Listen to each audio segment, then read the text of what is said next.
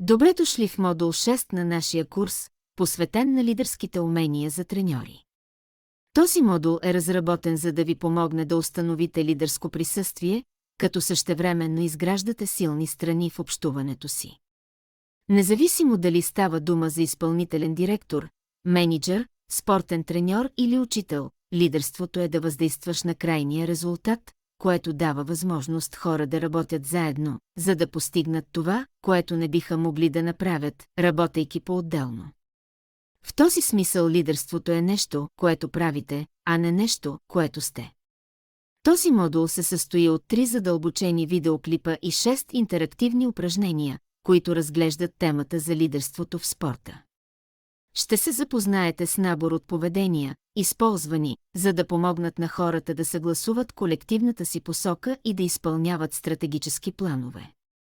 Също така ще разгледаме характеристиките на лидера, различните видове лидерство и уменията за ефективната комуникация. Целта на този модул е да подчертае нуждата от меки лидерски умения, включително изкуството да се дава и получава конструктивна обратна връзка, да се създава среда за високи постижения чрез активна комуникация.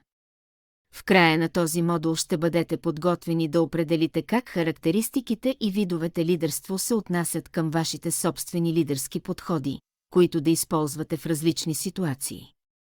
Също така ще разпознавате умения и поведение за оптимално разрешаване на конфликти. Ще откриете какъв тип лидерство е необходимо в свят на технологични промени и турбулентни контексти, как да бъдете влиятелни в ерата на социалните мрежи. Упражненията тук ще ви осигурят практически опит с реални сценарии за критично мислене и решаване на проблеми в контекста на спортен мениджмънт.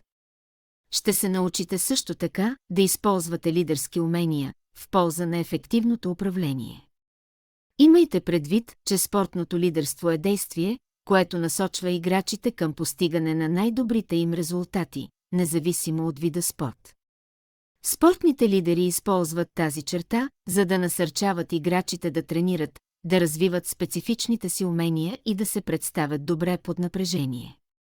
Докато треньорите, помощник-треньорите и капитаните на отборите имат формални лидерски роли, други играчи могат да поемат неформални лидерски роли, като непрекъснато имат положителни взаимодействия с съотборниците си. Успешните отбори имат силни лидери и това е важно във всички категории спорт. Именно техните действия, а не думите им, вдъхват доверие и енергия. И така, нека се потопим в интересната тема за лидерството и спорта. Да започваме.